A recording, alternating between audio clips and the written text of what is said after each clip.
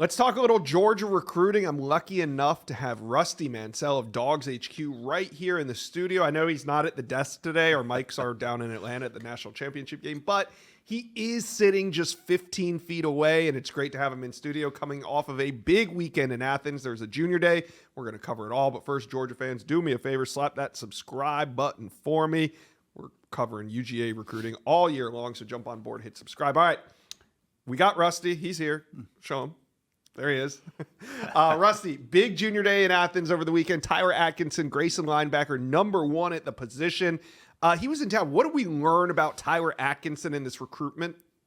Well, I'll tell you this. Tyler Atkinson Georgia has been recruiting him literally, Josh, since about the end of his 7th grade season. This kid's been on the map, the recruiting map since middle school. Georgia offered early. I'll say this. I'm not predicting Georgia, but what I can tell you is facts.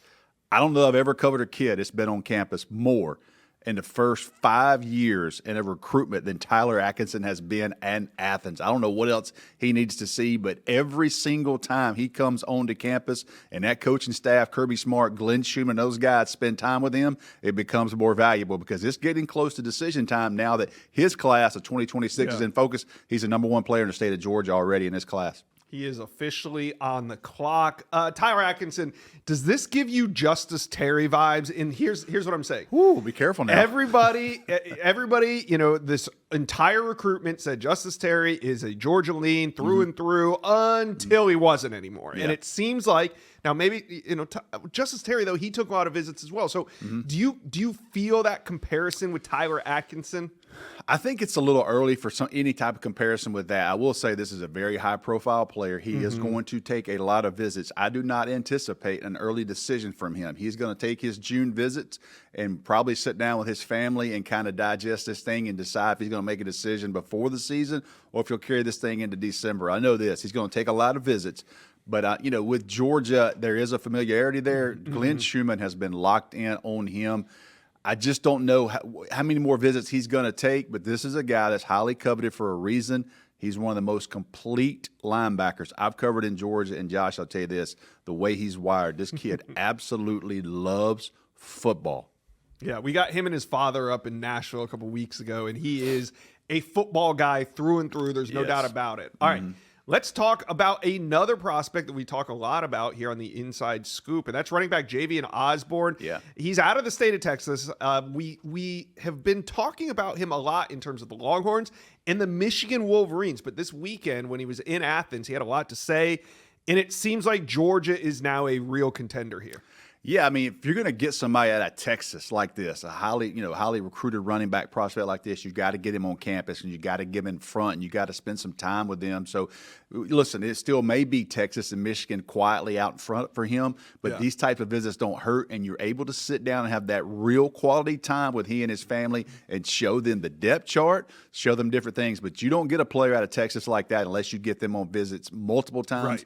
Good job by Georgia getting him there early in January. Yeah, right. That's the formula. You got to get him there for that junior day visit in January. Then you get him back for a spring visit. Maybe he comes back for the spring game. Then you get him on that official visit. And all of a sudden, we're talking about Javian Osborne being in Athens 4 or 5 times in a 4 or 5 month span. So we'll see what happens. But Rusty, he's not the only big name on the board. Running back Savion Hyder, Derek Cooper, Carson Baker. These are all top names on Georgia's board. So one, how many running backs can Georgia take in this cycle? And 2, where do they stand with some of these other big names? I'm very confident Georgia will take at least 2. It would not surprise me if they felt like they can get the right fit to take 3 because they only took 1 in the class of 2025 and running back Bo Walker. The depth chart in Georgia there is going to be open, I think, for this 2026 class. And you look at these guys, you look at Hyder out of Virginia, look at Cooper out of Florida, look at Carson Baker. The state of Georgia's got some great prospects at that position too. Carson Baker, I think, is a guy after the state championship game and after the performance he used for Langston Hughes, kind of shot up some charts for everybody, including me. I didn't know he can roll like that, a 195-pound running back. So I think Georgia is going to cast a wide net like they always do at running back, but I'm confident, Josh, they're going to land at least 2 of these major targets, and I think I'm comfortable in saying Georgia's going to sign at least 2 in the class of 2026. You can't go wrong with any of those names if they can land them. All right, let's wrap this up for Georgia fans. Give me 2 names that Dog fans need to know as we're early in this month of January, but who do they need to know about?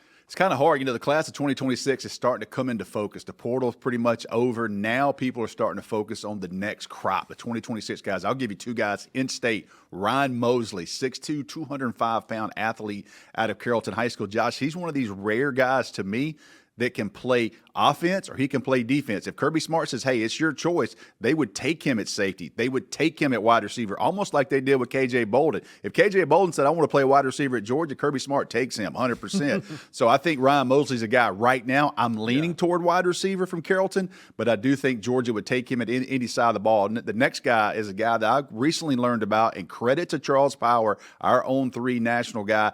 He ranked him very high.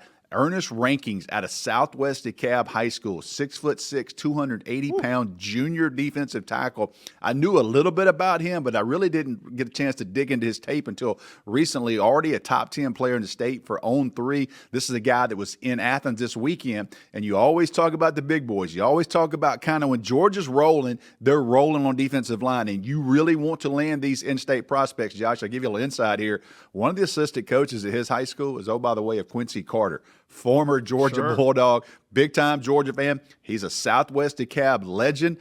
He's there. It's not going to hurt him at all, but this is one of those guys I think as recruiting starts to come into more focus, everybody in the state of Georgia is going to know who this young man is. In a 6'6" frame, he's not going to be hard to hide too much longer. You can tell Georgia recruiting is buzzing coming out of that big junior day. Always great to have Rusty Mansell here in studio in Nashville. You guys talked to Rusty and I. How you feeling about this 26 cycle, and what do you think about Tyler Atkinson? Should I be comparing him to Justice Terry, or is that completely off base? Talk to us. Let us know. Comment section below.